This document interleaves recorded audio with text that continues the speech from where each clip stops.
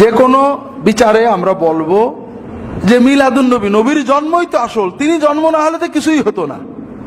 কাজেই তার জন্মই তো আমাদের সবচেয়ে বড়, সকল ঈদের সেরা ঈদ দয়াল নবীর জন্ম ঈদ, অথবা বিশ্বের শ্রেষ্ঠ ঈদ ঈদে মিলাদুন নবী।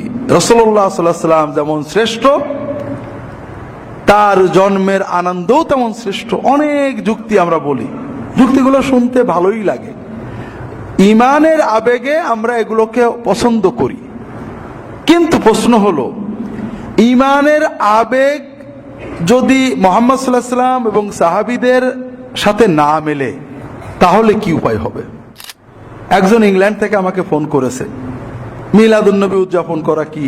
বললো ঝগড়া করতে হয় না, অনেক নেককার মানুষ করেছেন, তবে সাহাবায়ে কেরাম সোমবারে রোজা রাখতেন, বাৎসরিকটা করতেন না। আমি ভাবলাম সে মিলাদ বিরোধী, তাকে একটু ঠান্ডা করলাম, ঝগড়া না করুক। সে বলে না, মিলাদ তো করতে হবে, মিলাদ করতে হবে, না করলে হবে না। অনেকের কথা বললো, ইবনে হাজার হাইতামে মাক্কি, কি বলে ইমদাদুল্লাহ মুহাজিরে মাক্কি, আব্দুল হক মুহাদ্দিস দেহলভী, নানান লোকের কথা বলতে থাকলো। আমি খুব বিরক্ত হলাম, বললাম যে আপনি অত কথা বলেন না, আপনাকে সময় দিলাম, যত বছর লাগে গবেষণা করেন। রাসূলুল্লাহ সাল্লাল্লাহু আলাইহি ওয়াসাল্লাম থেকে 600 বছর পর্যন্ত আবু হানিফা, আব্দুল কাদের জিলানী, হুজ্জাতুল ইসলাম ইমাম গাজালি সহ যত আলেম বুজুর্গ আছে, তাদের কারো বই থেকে মিলাদুন নবী শব্দটা আপনি বের করতে পারেন। তারা বলেছেন দিনের ভিতরে মিলাদুন নবী পালন করা ফরজ, ওয়াজিব, সুন্নত, মুস্তাহাব বা করতেন, করা ভালো, একটা মিলাদুন নবী শব্দটা আপনি বের করতে পাবেন না, নেই। কাজেই প্রথম 500-600 বছরের মুসলমানরা যেটা না করে জান্নাতে যাবে বলে আশা করি, সেটা না করলে আপনার সমস্যাটা কি? রবিউল আউয়াল মাস আসলেই মুসলিম সমাজ উজ্জীবিত হয়, অনেক রকমের প্রোগ্রাম হয়। এগুলো দেখলে আমি একটা কৌতুক আমার মনে হয়। কৌতুকটা আমি একসময় শুনছিলাম, একজন ঢাকার বাঙালি, ইন্ডিয়ায় সেটেলড, ঢাকার ভানু চট্টোপাধ্যায় বা এরকম কি নাম, তার কৌতুক ছিল। তো ওনার কৌতুকগুলো শালীন, ভদ্র এবং মিশ্রির সুরি, সমাজ সমালোচনামূলক ছিল। রাজনীতি, সমাজ ইত্যাদি নিয়ে উনি কথা বলতেন। তা ওনার এক কৌতুকে বলছেন, দেখো আমি কিন্তু পুরো স্বদেশী, দেশপ্রেমিক, ইন্ডিয়ান ভাষায় স্বদেশী। তো কিভাবে? তুমি তো দেখছি সারা বছরই বিদেশি, সবকিছুতে কৃষ্টি কালচারে বিদেশি। বলে না, আমি মহাত্মা গান্ধীজির জন্মদিনে আমি খদ্দরের কাপড় পরি, দেশি কাপড় পরি, এবং ওই দিনে আমি চরকায় সুতা কাটি। তাহলে একদিন খদ্দর পরে এবং চরকায় সুতা কেটে আমি প্রমাণ করলাম যে আমি পুরো বছরের জন্যই স্বদেশী, দেশপ্রেমিক। ঠিক তেমনি এই একদিনের মুসলমান হই আমরা, এক মাসে রবিউল আউয়াল মাসে বা 12 রবিউল আউয়ালে আমরা মুসলমান হই, নবী প্রেমিক হই। আমরা অনেক অনুষ্ঠান আয়োজন করি, বাকি 11 মাস, 11.5 মাস, প্রায় 12 মাস আমাদের জীবনে রাসূলুল্লাহ সাল্লাল্লাহু আলাইহি ওয়াসাল্লাম থাকেন না। তারপরও রবিউল আউয়াল মাস আসলে রাসূলুল্লাহ সাল্লাল্লাহু আলাইহি ওয়াসাল্লাম নিয়ে অনেক কথা হয়, আলোচনা হয়। তো এই জন্য আমরা এক মাসের জন্য, একদিনের জন্য হয়তো মুসলমান হই, তারপরও রবিউল আউয়াল মাস একটা গুরুত্বপূর্ণ মাস মুসলমানদের জীবনে। আর এই মাস আসলেই আমরা, আপনারা বোধহয় অনুভব করেন বা করেন না, অনেকে জানেন অনেকে জানেন না, মুসলমানদের ভিতরে দুটো পরিভাষা দেখা দেয়। একটা হলো সিরাতুন নবী আর একটা হলো মিলাদুন নবী। মুসলমানদের ভিতরে দুটো পরিভাষা। রবিউল আউয়াল মাস আসলে সাধারণত মিলাদুন নবী, ঈদে মিলাদুন নবী এগুলো আমরা বলি। আর এর পাশাপাশি সিরাতুন নবী একটা শব্দ আছে, এটা নিয়ে অনেক ঝগড়াও আছে। যারা মিলাদুন নবী গুরুত্ব দেন তারা বলেন মিলাদুন নবী হলো আসল, সিরাতুন নবী এটা অপশনাল। আর যারা সিরাতুন নবী গুরুত্ব দেন তারা বলেন সিরাতুন নবী আসল, মিলাদুন নবী মূল নয়। তাহলে আমরা সিরাতুন নবী এবং মিলাদুন নবীর পার্থক্যটা বোঝার চেষ্টা করি। সিরাত মানে হলো জীবনী, সিরাত মানে হলো জীবনী এবং কর্ম। জন্ম থেকে মৃত্যু পর্যন্ত জীবনের জন্ম এবং মৃত্যু সহ সকল ঘটনাকে নিয়ে যে আলোচনা তাকে বলা হয় সিরাত। আর মিলাদ মানে হলো জন্ম। তাহলে সিরাতুন নবী মানে নবী জীবনী, নবীজির জীবন চরিত, নবীজির জীবন ও কর্ম। আর মিলাদুন নবী মানে রাসূলুল্লাহ সাল্লাল্লাহু আলাইহি ওয়াসাল্লামের জন্ম। এখন কোনটা গুরুত্বপূর্ণ বা কোনটা আমাদের ব্যবহার করা উচিত, কোনটা বেশি ফজিলত সওয়াব দ্বীনের আলোকে? আপনাদের বলছি যে ইসলাম আমাদের দ্বীন দুই রকমের। এক রকম হলো মুহাম্মদ সাল্লাল্লাহু আলাইহি ওয়াসাল্লাম, সাহাবী, তাবেঈন, আমাদের চার ইমাম, কুরুনে সালাসা যে ইসলাম চলতেন, যে ইসলাম পালন করতেন। আর একটা হলো যে ইসলাম আমরা পালন করি। এই দুই ইসলামের ভিতরে পার্থক্য অনেক। আমরা যদিও রাসূলুল্লাহ সাল্লাল্লাহু আলাইহি ওয়াসাল্লাম সাহাবীদের নাম বলি, ইমামদের নাম বলে তো মুখ দিয়ে ফেনা বের করে ফেলি, আবু হানিফা আবু হানিফা আবু হানিফা করতে করতে পারলে তাকে নবী বানিয়ে ফেলি, অনেক কিছুই আমরা করি।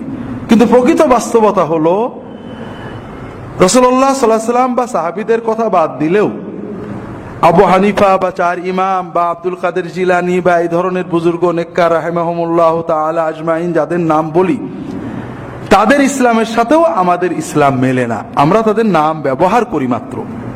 তা আমরা আমাদের সমাজে যে কোনো বিচারে আমরা বলবো যে মিলাদুন নবী, নবীর জন্মই তো আসল, তিনি জন্ম না হলে তো কিছুই হতো না। কাজেই তার জন্মই তো আমাদের সবচেয়ে বড়, সকল ঈদের সেরা ঈদ দয়াল নবীর জন্ম ঈদ, অথবা বিশ্বের শ্রেষ্ঠ ঈদ ঈদে মিলাদুন নবী।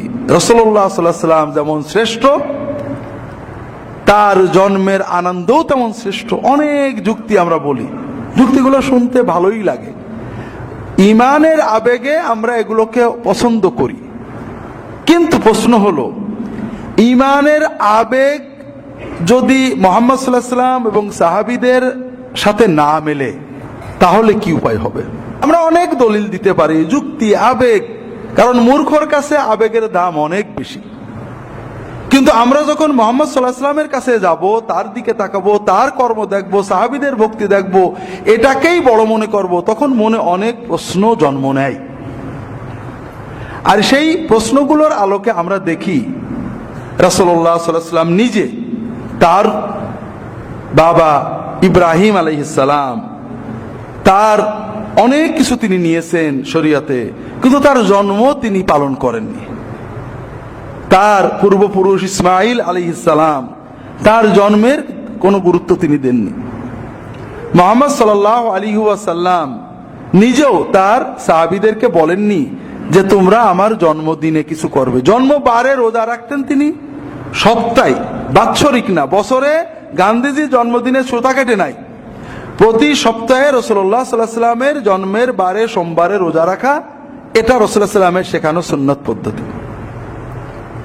আর বছর ঘুরে আসলে ঈদ করা, উৎসব করা, এটা সন্দেহাতীত ভাবেই খ্রিস্টানদের পদ্ধতি, সাহাবীদের যুগে ছিল না।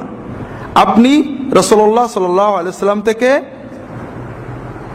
600 বছর পর্যন্ত, 1 2 3 4 5 600, হাফ মিলেনিয়ামের চেয়েও বেশি মুসলমানদের ভিতরে একটা বই পাবেন না মিলাদুন নবীর উপরে। সিরাতুন নবীর উপরে 1000 বই পাবেন, মিলাদুন নবীর উপরে একখানা বই পাবেন না। মিলাদুন নবীর উপরে হাজার হাজার বই লেখা হয়েছে, সব রাসূলুল্লাহ সাল্লাল্লাহু আলাইহি ওয়াসাল্লামের ওয়াফাতের 600 বছর পরে লেখা শুরু। 600 বছরের ভিতরে একখানা বই লেখা হয়নি। রাসূলুল্লাহ সাল্লাল্লাহু আলাইহি ওয়াসাল্লাম, সাহাবী, তাবেঈন, তাবে তাবেঈন কেউ কখনোই মিলাদুন নবী উদযাপন করেননি। এই জন্য মিলাদুন নবী যদি আমরা চিন্তা করি, প্রথম 600 বছরে পাই না, সেই 600 বছরে কি পাই? সিরাতুন নবী। রাসূলুল্লাহ সাল্লাল্লাহু আলাইহি ওয়াসাল্লামের সাহাবীরা সিরাত শামায়েল আলোচনা করতেন, জীবনী, জন্ম জীবনের একটা অংশ, জন্ম থেকে মৃত্যু পর্যন্ত পুরোটাই সিরাত, জন্ম বাদ পড়ে না। কিন্তু সাহাবীদের জীবনীতে গেলে, তাবেঈনদের জীবনীতে গেলে, মুহাদ্দিসিনদের জীবনীতে গেলে দেখবেন জন্মটার গুরুত্ব কম দেওয়া হয়েছে। কেন? ইসলাম গুরুত্ব দিয়েছে রাসূলুল্লাহ সাল্লাল্লাহু আলাইহি ওয়াসাল্লাম জন্ম না, আপনার নতুন জন্ম, বর্ন এগেইন। আপনি কিভাবে নতুন জন্ম নিলেন? আওয়ামান কানা মাইতান ফাআহইয়াইনাহু ওয়াজআলনা লাহু নূরান ইয়ামশি বিহি ফিন নাস কামান মাসালুহু ফিয-যুলুমাতি লাইসা বিখারিজিম মিনহা।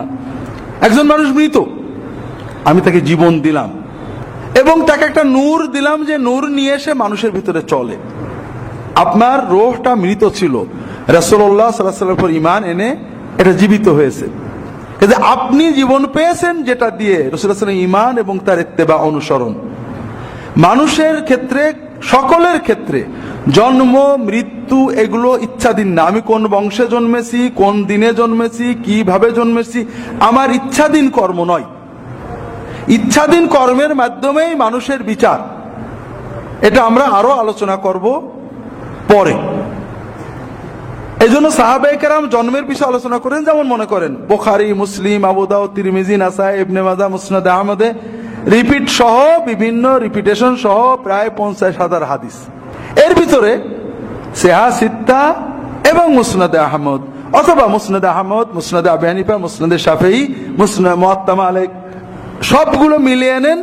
এর ভিতরে মুসনাদে আবু হানিফাতে মিলাদের একটা হাদিস নেই, মুসনাদে শাফিঈতে মিলাদের একটা হাদিস নেই, মুসনাদে আহমদ ইবনে হাম্বলে মিলাদের হাদিস বলতে রাসূলুল্লাহ সাল্লাল্লাহু আলাইহি ওয়াসাল্লাম জন্ম সোমবারে এইটা আছে।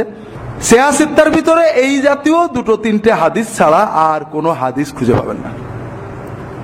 অথচ রাসূলুল্লাহ সাল্লাল্লাহু আলাইহি ওয়াসাল্লামের কর্ম নিয়ে এই 50,000 হাদিস। তিনি কিভাবে সবর করতেন, কিভাবে কথা বলতেন, কিভাবে চুল রাখতেন, কিভাবে খানা খেতেন, কিভাবে থুতু ফেলতেন, কিভাবে হাসতেন, কিভাবে, প্রতিটি বিষয়ে শত শত হাদিস আছে। এইগুলোকে সাহাবায়ে কেরাম গুরুত্ব দিয়েছেন, তাবেঈনরা গুরুত্ব দিয়েছেন। মিলাদ জীবনের অংশ, এ ব্যাপারে রাসূলুল্লাহ সাল্লাল্লাহু আলাইহি ওয়াসাল্লাম যা বলেছেন অল্প কিছু হাদিস এই সব কিতাব মিলিয়ে পাবেন। কারণ রাসূলুল্লাহ সাল্লাল্লাহু আলাইহি ওয়াসাল্লাম মিলাদ আলোচনার মাধ্যমে আমাদের ঈমান উজ্জীবিত হয়, তার প্রতি মহব্বত কিছু আসে, কিন্তু তার অনুসরণ করার জন্য তার সিরাত লাগে। সাহাবায়ে কেরাম এই জন্য রাসূলুল্লাহ সাল্লাল্লাহু আলাইহি ওয়াসাল্লামের জীবনে আলোচনা করেছেন সিরাত নামে, সিরাতের অংশ হিসেবে স্পেশাল কোনো গুরুত্ব তারা দেননি।